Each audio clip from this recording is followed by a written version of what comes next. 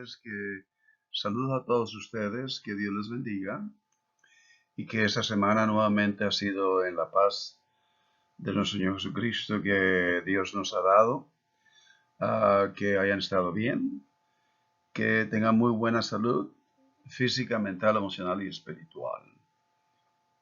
Les pedimos, mi esposa y yo, les suplicamos que sigamos en oración unos por otros y mientras que nos preparamos para venir juntos, hagámoslo a través de este video.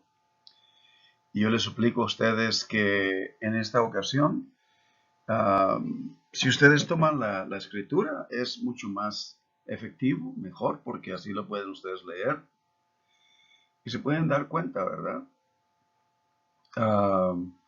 Siempre yo le pido a nuestros hermanos en la iglesia, a todos, cada uno de los que nos reunimos, que no tomen las cosas por lo que ellos escuchan, sino que las confirmen en la escritura, que hagan un esfuerzo personal en el discernimiento de la escritura. Por lo tanto, traigamos la escritura, traigan cada uno su Biblia y abrámosla en la escritura que vamos a tener reflexión, vamos a estar escudriñando hoy este día. La epístola es la epístola a los Efesios y es una epístola que en la escolástica bíblica no hay seguridad de que sea escrita por Pablo. Si es que lo fue, pudo haber sido escrita en Roma un poco antes de su martirio, un poco antes de que fuera ejecutado por Nerón. Pero hay mucho del estilo literario de Pablo en esta epístola. Pero nosotros vamos a escudriñar algo que es muy, muy esencial, muy importante, y está conectado a lo que nosotros habíamos hablado desde la ocasión pasada en los 3 últimos videos sobre el Evangelio de Juan capítulo 6. Y hablando de esto, nosotros dijimos que los 3 mensajes pasados nos enfatizaron algo que es muy esencial en la Escritura para que nosotros estemos conscientes al leerla.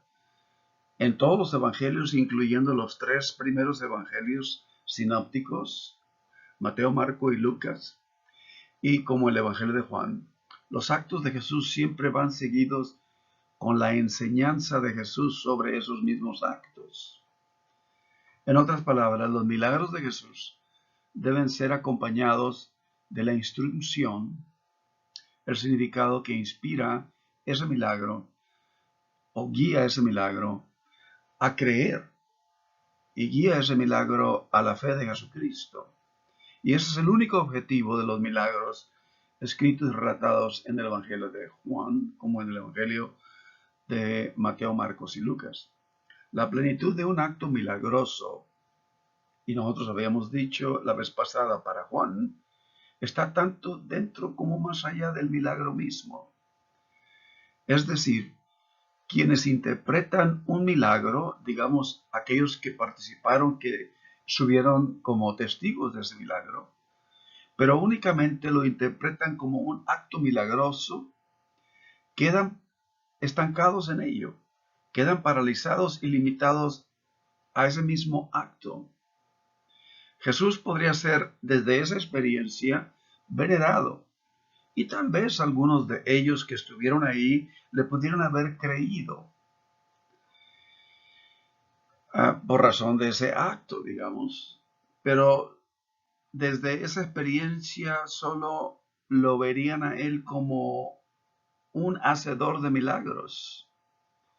Y ese no era el propósito ni de la Escritura ni de Jesús en hacer los milagros. Lo que se proclamaría a través de esa experiencia sobre Jesús haciendo milagros, se diría, mira lo que Jesús puede hacer. ¡Qué maravilloso! Pero la intención del Evangelio y los actos de Jesús y Jesús mismo va más allá del milagro. Cuando un acto milagroso se entiende completamente de acuerdo a la intención de Jesús, como una señal de algo mayor que eso guía a la creencia, a la fe de Jesucristo. Lo que se proclama acerca de Jesús es Entonces, a través de esa experiencia, sería, mira, ¿quién es Jesús? Y ese es el propósito de sus milagros narrados en los textos bíblicos, porque el énfasis, en esencia, es una relación personal, es una relación íntima con Jesús, o Dios revelado a través de la vida de Jesús. Y en ese sentido, ¿quién es Jesús? Es esencial para empezar a entrar a esa relación. Todos los textos bíblicos, por lo tanto, en cualquier sección de la Escritura, nos revelan la realidad, puesto en diferentes palabras, una realidad inseparable entre la teología, o sea, el tratado de Dios, de lo que Dios revela, de lo que Dios nos da como una revelación. Entonces se encuentra inseparablemente conectado entre la teología y la ética para el ser humano. La base de la relación del corazón revelado de Dios en las intenciones divinas para la conducta humana es muy esencial. Entonces, eso es para la relación. Dios es relacional. Dios desea comunión con el ser humano. La tradición cristiana, por lo tanto, ha sabido desde sus inicios, desde sus principios, que cómo se vive en relación con Dios es inseparable de cómo se vive en relación con el prójimo. La prueba tangible de la revelación dada a nosotros en Jesús de Nazaret, el Cristo, es esta. Lo inseparable del primer aliento de Dios, por ejemplo, allá en el Pentateuco, en el capítulo 20 de Éxodo, cuando dio Dios los 10 mandamientos. Entonces nos viene a indicar que los primeros 4 mandamientos es la relación vertical del ser humano a Dios. Los otros 6 mandamientos son en relación al semejante. Y ahí está junto. Y siempre la Escritura nos va a hablar de esto. Cuando uno proclama tener comunión y relación con Dios y uno excluye al semejante o lo trata como alguien menor o de poca significancia, uno está negando esa misma relación que uno proclama con Dios. Y naturalmente eso también en el Nuevo Testamento lo indica la oración del Padre Nuestro. De modo que las primeras 3 peticiones del Padre Nuestro, ustedes se darán cuenta, están son inseparables de las otras 3 peticiones que se relacionan a la ética del ser humano en respuesta a lo que Dios ha hecho. De tal manera que el texto bíblico nos revela, pues, en la misma tradición cristiana esta realidad. Ahora, viniendo a la carta de Efesios, en el capítulo 3, versículo del 14 al 21, leámoslo juntos y entremos a esta reflexión y veamos entonces cómo esta carta está exactamente en la misma manera en la que todo texto bíblico, y estoy comprendiendo toda la carta. Leamos del capítulo 3, versículo 14 al 21. Por esta causa doblo mis rodillas ante el Padre de nuestro Señor Jesucristo, de quien toma nombre toda familia en los cielos y en la tierra, para que os dé, conforme a las riquezas de su gloria, el ser fortalecidos con poder en el hombre interior por su espíritu. Nosotros dijimos, tengo que hacer una pausa aquí, de que hombre no es género en sí, en la escritura. Hombre viene de la palabra del griego anthropos, que quiere decir ser humano, y que incluye ambos, mujer y varón. Por lo tanto, aquí se leería, para que seáis fortalecidos con poder en el ser interior por su espíritu. Versículo 17. Para que habite Cristo por la fe en vuestros corazones, a fin de que arraigados y cimentados en amor, seáis plenamente capaces de comprender con todos los santos cuál sea la anchura, la longitud, la profundidad y la altura, o sea, todo lo que es, y de conocer el amor de Cristo, y esto es importante, que excede a todo conocimiento, para que seáis llenos de toda la plenitud de Dios. Dios lo da todo absolutamente. Y por eso es que enfatizamos los últimos 3 mensajes de que Dios se hace vulnerable ante el ser humano, lo entrega todo. Vuelvo a repetir, Jesús lo dice en Lucas: no temáis manada pequeña, porque el Padre se ha complacido en entregaros el reino de Dios, todo. De tal manera que una relación que es genuina y que es verdadera es cuando los seres que entran a esa relación entregan todo y lo hacen con integridad, con honestidad y sin ninguna reservación. De otra manera, esa relación no lo tiene todo, no es sólida. Versículo 20. Y aquel que es poderoso para hacer todas las cosas mucho más abundantemente de lo que pedimos o entendemos, según el poder que actúa en nosotros, a Él sea la gloria en la iglesia, en Cristo Jesús, por todas las edades, por los siglos de los siglos. Amén. Voy a poner la Biblia aquí. Entremos a esto. Por lo tanto, el texto de Efesios que acabamos de leer en el capítulo 3 es una oración que sirve como una bisagra entre los primeros 3 capítulos de Efesios, en el que los primeros 3 se trata de las descripciones de lo que Dios ha hecho al resumir todas las cosas en Cristo Jesús,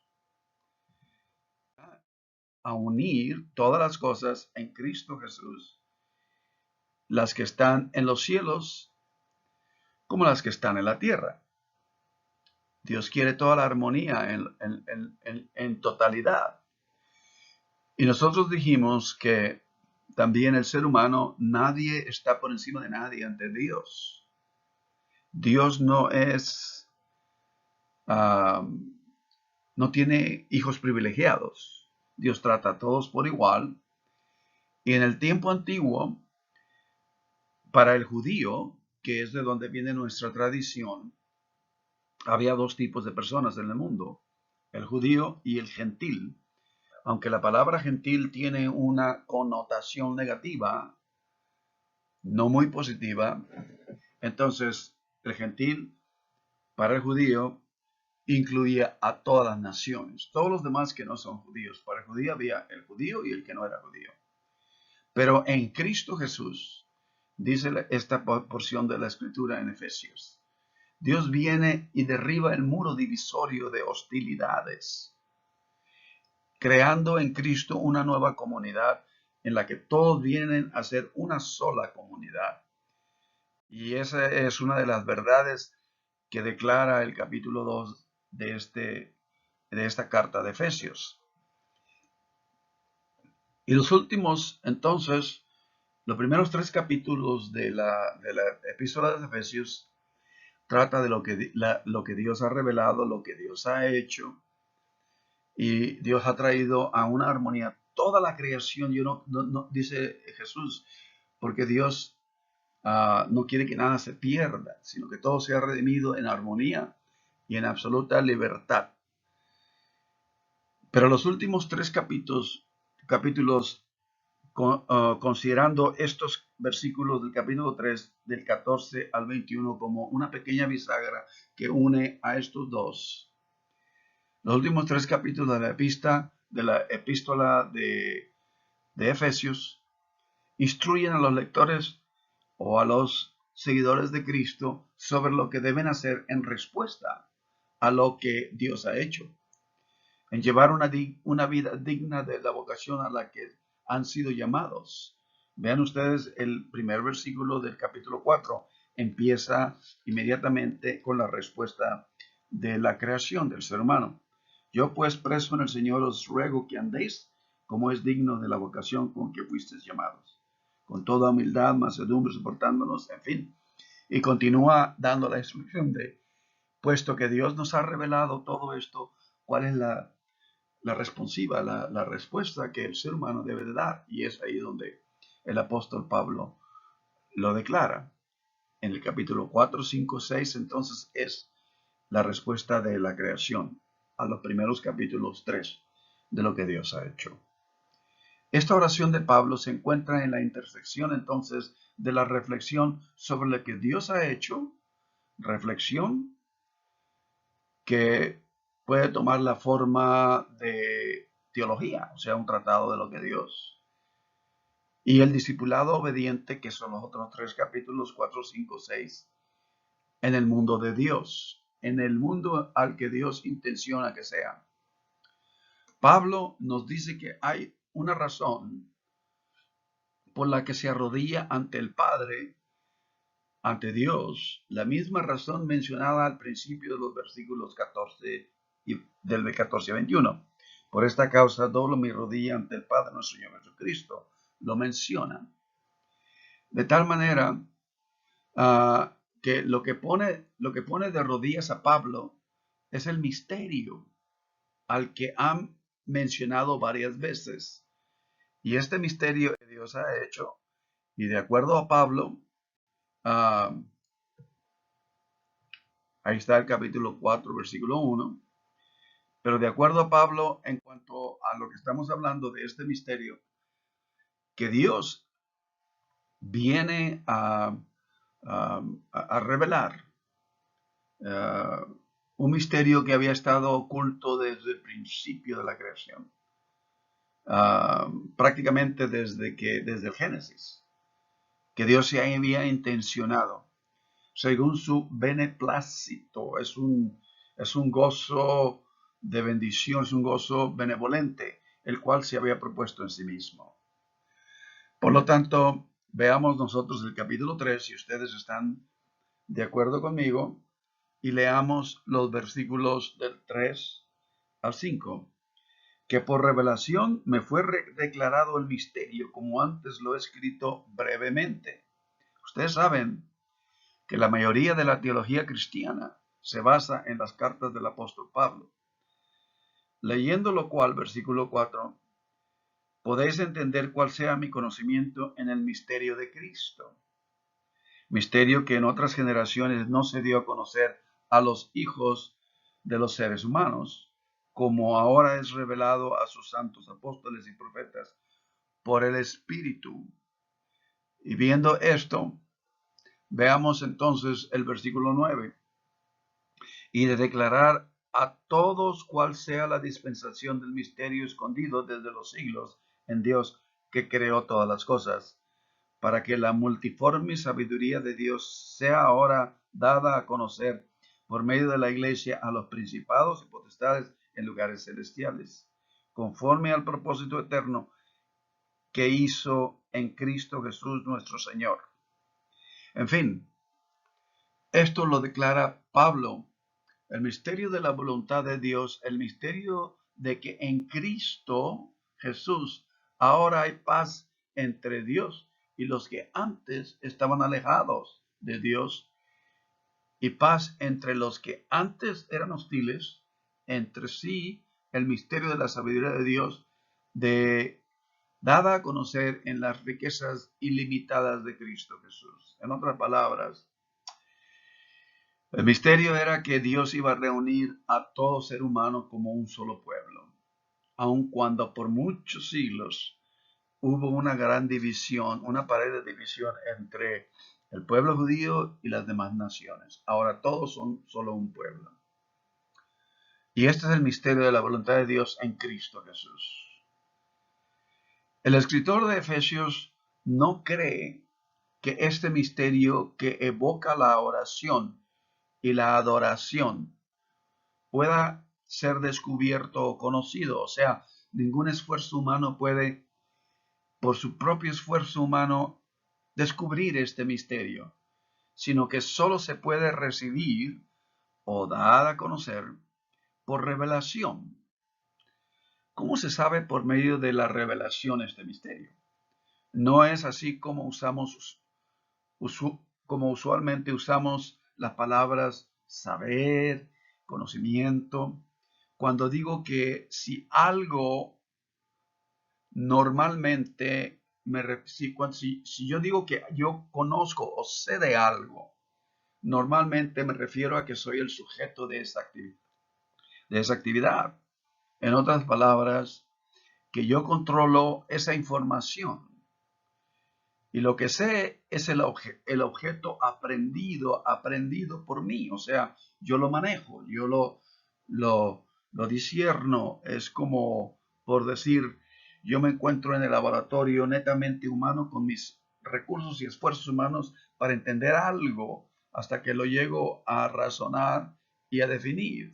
Las revelaciones, cuando Pablo habla de eso en Efesios, de revelación, que este misterio no es para ser descubierto, sino revelado, pues la revelación voltea todo esto de cabeza. En la revelación no soy el que sabe, y lo voy a decir despacio para entenderlo y para discernirlo, sino el que se conoce. En otras palabras, lo que sé es la experiencia de ser conocido por alguien que no sea yo mismo. Vean ustedes que en una porción de la epístola de los Corintios, Pablo lo describe de esta manera, y hablando de lo que es necesario para la comunión con Dios. Ahora conozco en parte, pero entonces conoceré plenamente, así como fui conocido. Por lo tanto, una revelación es cuando el ser humano es aprendido, es tomado y se da cuenta que es conocido por el conocedor eterno, en otras palabras, por Dios mismo. Y esta es una forma peculiar de conocer, una forma de conocimiento que el escritor describe mediante el término revelación, que entre otras cosas sugiere que este conocer es un don y no un descubrimiento, y que el espíritu, no el individuo, no la persona, es el agente principal de esta actividad, de esta revelación, de esta divulgación de entendimiento. Y es por eso que el apóstol Pablo escribe en el capítulo 2 de esta misma epístola y nos los dice: cosas que ojo no vio, ni oído oyó, ni han surgido en la imaginación humana, son las que Dios ha preparado para los que le aman. Esto es en Corintios, perdón. Pero a nosotros Dios nos las ha revelado por el Espíritu. Ese es el tipo de entendimiento y conocimiento que se es revelado. Si ustedes leen el Evangelio de Juan en los capítulos 14, 15 y 16, Jesús habla de eso bastante y dice: es necesario que yo vaya para que el Espíritu venga y os enseñe. El Espíritu será vuestro maestro. El Espíritu de verdad que os guiará a toda verdad. Y en esto significa, este Espíritu es en esencia quien nos va a enseñar lo que verdaderamente es realizante para el ser humano. Y por lo tanto nos va a guiar a toda verdad, no nos va a engañar de ninguna manera. Ninguna tradición, por más religiosa y buena intención que tenga, puede hacer en ninguna manera la obra de que este espíritu hace en el corazón, en el ser de cada ser humano. Y por esta razón, entonces nosotros nos damos cuenta que, en otras palabras, revelación es la esencia de lo que Pablo describe en los primeros capítulos de la epístola a los Efesios. Hubo un escritor aquí en Estados Unidos hace algún tiempo ya, y quizá ustedes hayan escuchado de él, muy famoso. Lo, lo leímos y escudriñamos sus pensamientos en los planteles posgraduados. Y este escritor es Richard Niebuhr. Richard Niebuhr. Él expresó, voy a tratar de interpretarlo en español, y lo expresó de esta manera: la revelación significa el momento de nuestra historia a través del cual nos conocemos de principio a fin, en el que somos tomados, aprendidos por el conocedor eterno. En esencia, es la autoexposición de ese conocedor eterno a nosotros, seres humanos finitos. En la carta a los Efesios, entonces, los cristianos saben, y lo que ellos entienden, o lo que ellos llegan a entender, lo que los cristianos saben, pues, son las riquezas ilimitadas que han sido el don que Dios les ha dado en Cristo. En esta manera lo describe Pablo en el mismo capítulo 3, versículo 8. Ilimitadas en el sentido de que la amplitud, la longitud, la altura, la profundidad de la gracia de Dios en Jesucristo son nada menos que la plenitud misma de Dios. Dios no se ha limitado, se ha entregado absolutamente en todo lo que Dios es, aunque difícilmente de procesar para nosotros los seres humanos. Pero Dios lo ha dispuesto de esa manera. Una infinitud que está más allá de la imaginación humana, pero una infinitud que incluye y reconcilia todas las cosas, que es el fruto de esa revelación. Por lo tanto, el escritor ora para que sus lectores tengan el poder de comprender, porque no lo podrían hacer humanamente posible. Se les tiene que ser dado un poder de comprender y conocer el amor de Cristo, que está más allá, aún sobrepasa el conocimiento, digamos, humano. Es lo que Pablo describe en Efesios 3:19. Por lo tanto, ¿cómo se puede conocer aquello que sobrepasa el conocimiento? Para el ser humano eso, en esencia, en el razonamiento humano, es ilógico. No puede ser posible. Si el conocimiento se limita a lo que la razón puede afirmar, ¿cómo puede la razón conocer aquello que está más allá de los límites de la razón? Y eso, obviamente, humanamente hablando, sería algo muy imposible. Como ha dicho Emmanuel Kant, otro escritor, si hay límites a los que la razón puede conocer, la razón tiene sus límites, entonces todo lo que está más allá de los límites de la razón no puede ser conocido por la misma razón. Entonces aquí la epístola nos está hablando de algo diferente. Sin embargo, la razón no es la única facultad humana. Y ahí es donde nosotros descubrimos y discernimos las epístolas y la escritura bíblica. La razón es solamente una parte de la facultad humana. Hay otra digamos, naturaleza que conoce en el ser humano, el espíritu. Y tiene sus razones y también su propio conocimiento. Si ustedes se dan cuenta, lo que se conoce en la revelación, según Efesios, es el amor de Cristo, que sobrepasa el conocimiento. Y es lo que se está describiendo en Efesios 3:19. Supera el conocimiento en que habita no solo en el intelecto, sino también en toda la capacidad humana de discernir. Las riquezas ilimitadas de Cristo son dadas a conocer por el Espíritu. Y en esencia es lo que hace la gran diferencia. Cuando yo digo el Espíritu, Estoy hablando del Espíritu con E mayúscula. Y cuando esto sucede, Cristo habita en nuestros corazones mediante la fe mientras seamos arraigados y cimentados en el amor, porque ese es el principio básico de esta revelación, el amor con A mayúscula. Es en este sentido que el conocimiento cristiano es siempre algo más que una creencia, una tradición religiosa, algo más de lo que el intelecto puede afirmar. El espíritu tiene sus razones que la mente no comprende.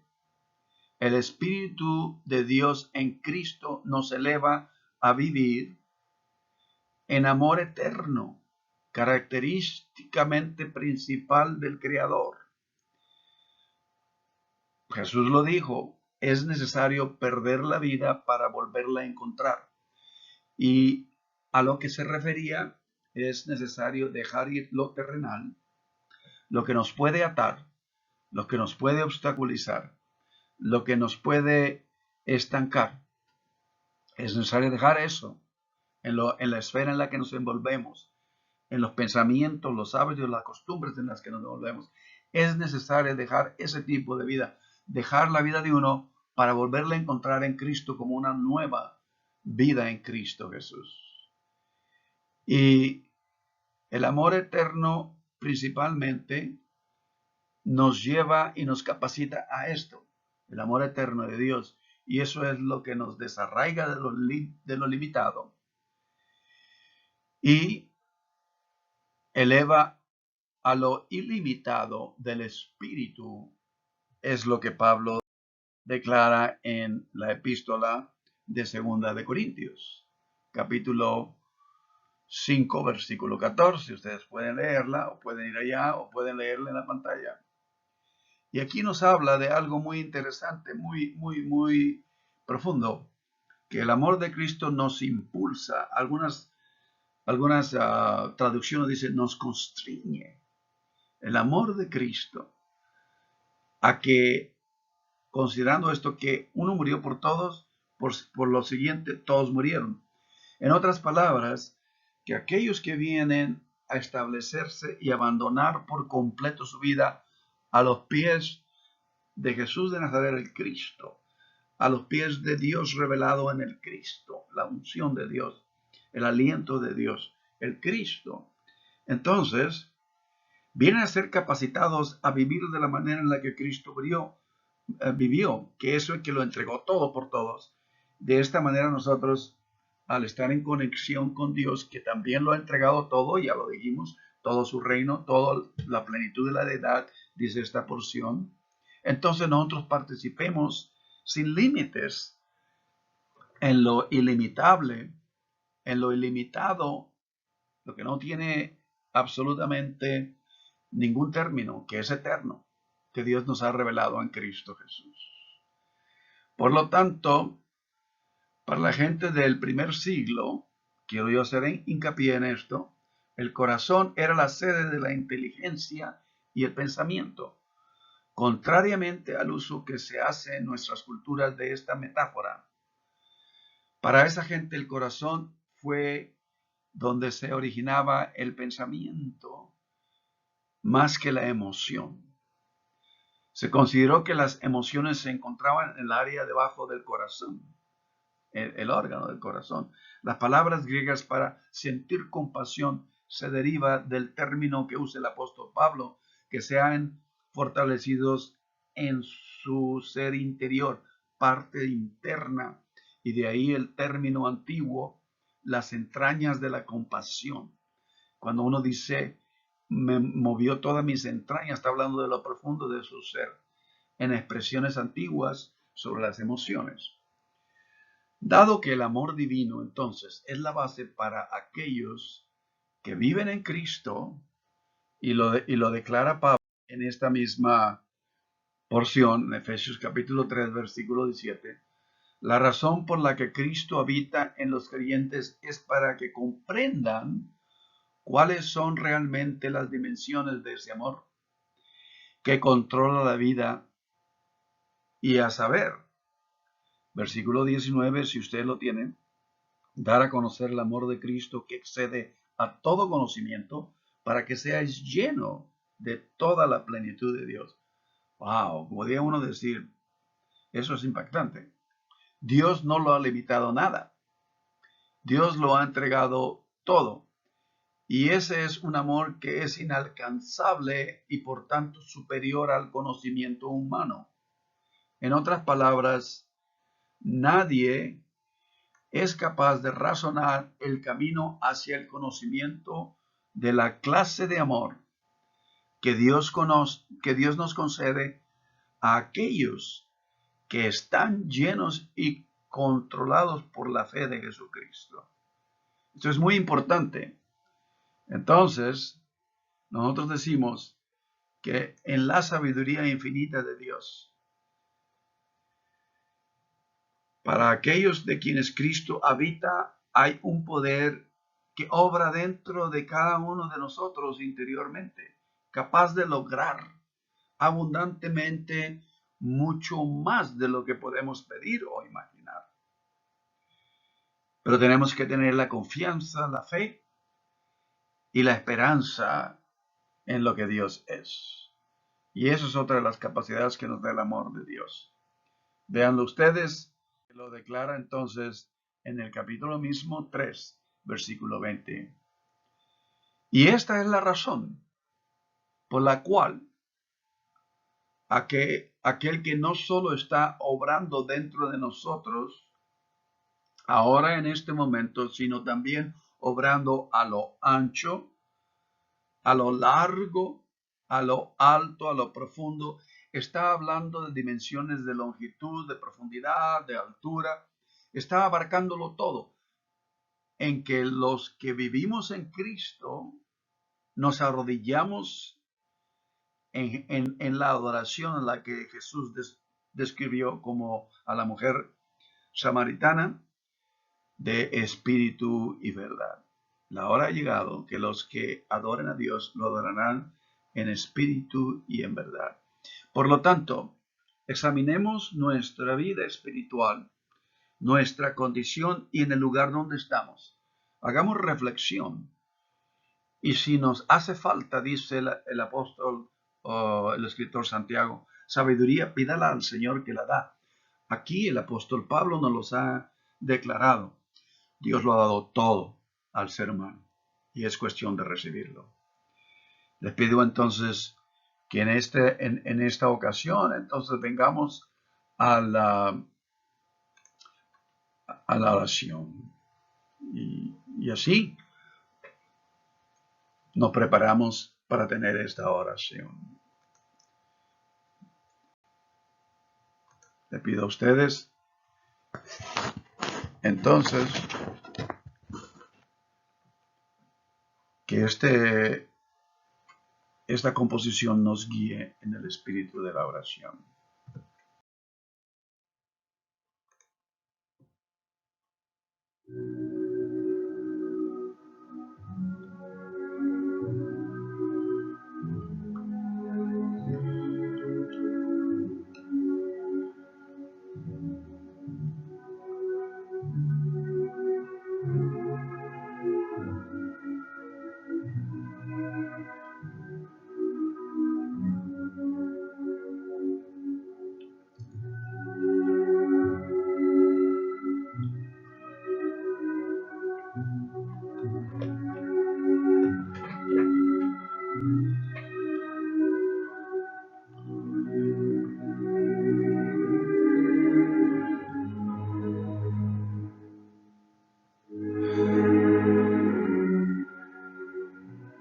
Gracias, oh Dios eterno. Gracias por tu amor infinito, lo que tú eres, tu carácter, tu esencia. Aún todavía no hemos procesado la plenitud a la cual tú has entregado en Cristo Jesús. Gracias a Dios. Satúranos de ti, oh Dios, y llévanos más cerca a tu corazón. Ayúdanos, oh Dios, a vivir y cada día ser testigos de lo que tú haces en nosotros como en aquellos que nos rodean, que caminan contigo, oh Dios, para que seamos lo que Jesús nos pidió que fuésemos. La sal del mundo, la luz de esta tierra. En estos tiempos en los que la vulnerabilidad de nuestro cuerpo físico ha atravesado estragos por las amenazas de los virus, por las amenazas de las enfermedades. En estos tiempos en los que hemos visto a seres amados partir a tu presencia, oh Dios. En esos tiempos en los que en verdad nos han enseñado qué tan vulnerable es la vida humana, con toda la tecnología y el avance del conocimiento, no nos da suficiente para atravesar un reto como el que hemos atravesado desde el último año pasado. Pero venimos a ti, oh Dios, para que tú nos lleves adelante en Cristo Jesús. Como tu palabra lo dice, de gloria en gloria en Cristo Jesús. Entendiendo, conociendo, recibiendo y ser saturados de la plenitud de lo que tú eres, creador de lo eterno, creador de todo lo que existe. Hoy, este día, ponemos en tus manos a nuestros seres amados. Y une a nuestras familias, ayúdanos a ser sabios, para que nuestras relaciones sean efectivas y traigan el fruto que tú deseas, que te honran a ti, oh Dios. Ayúdanos, oh Dios, a enfocarnos en lo eterno y no en lo terrenal, no en lo pasajero, oh Dios. Aprovechando el tiempo, redimiendo los días como tu palabra nos dice. Hoy, este día, oh Dios, todas nuestras peticiones están ante ti. Recibe la honra y la gloria, hoy y siempre, en Cristo Jesús. Amén, oh Dios. Amén.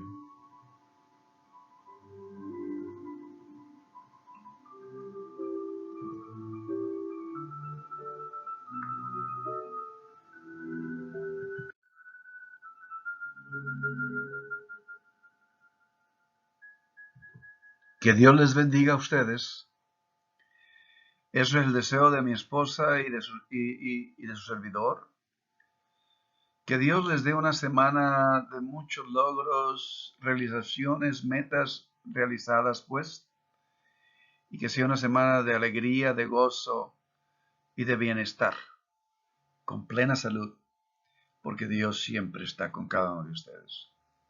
Hoy, este día, gracias por habernos dado la oportunidad de estar juntos a través de este video en Cristo Jesús.